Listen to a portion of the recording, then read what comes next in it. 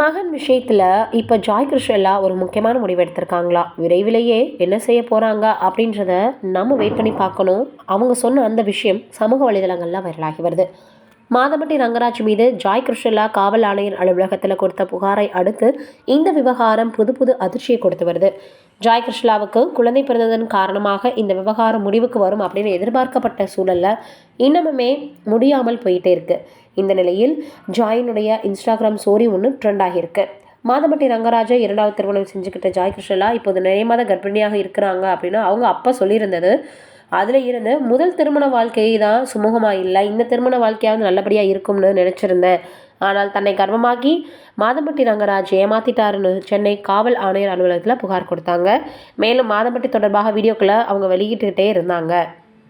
இதுக்கிடையில் தன்னை பற்றி ஜாய் கிருஷ்ணல்லா அவதூறாக பேசுகிறாங்க, அவர் வெளியிடக்கூடிய வீடியோக்கள் புகைப்படங்கள் தனது பெயருக்கு தன்னுடைய நிறுவனத்திற்கும் நஷ்டம் ஏற்பட்டிருக்கு, அவர் தன்னை பற்றி பேசுவதற்கு தடை விதிக்கணும்னு மாதம்பட்டி ரங்கராஜும் நீதிமன்ற படிகள் ஏறினார். அந்த மனுவை விசாரித்த நீதிபதி அதெல்லாம் தடை விதிக்க முடியாது அப்படின்னு அதிரடியாக உத்தரவிட்டாங்க. நீதிபதியுடைய இந்த தீர்ப்புக்கு கிருஷ்ணலாவுக்கு உச்சக்கட்ட சந்தோஷத்தை கொடுத்தது. இது ஒரு பக்கம் இருக்க, சமீபத்தில் தான் அவருக்கு ஆண் குழந்தை பிறந்தது. குழந்தை பிறந்ததால் இந்த பிரச்சனை முடிவுக்கு வரும்னு எதிர்பார்க்கப்பட்டது. ஆனால் அப்படி எதுவுமே நடக்கலை.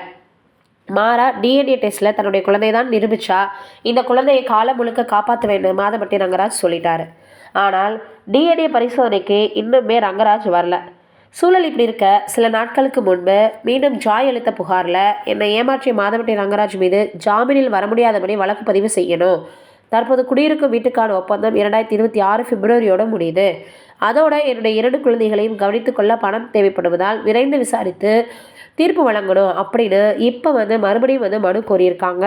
இதுக்கு என்ன சொல்ல போகிறாங்க அப்படின்றது தெரியல. ஆனால் உண்மையிலேயே ஒரு பெண்ணாக இருந்து அவங்க செய்தது ஒரு பக்கம் தவறு அப்படின்னாலும் அதை அக்செப்ட் பண்ணாமல் இன்னமுமே அவங்கள தவந்து மாட்டிக்கொள்ளாதபடி குறை சொல்லிக்கிட்டே இருக்கிறது அவர் மீதும் சரியான ஒரு விஷயம் கிடையாதுன்னு எல்லோரும் சொல்லி வராங்க. நீங்கள் என்ன நினைக்கிறீங்கன்னு கமெண்ட்டில் சொல்லுங்கள்.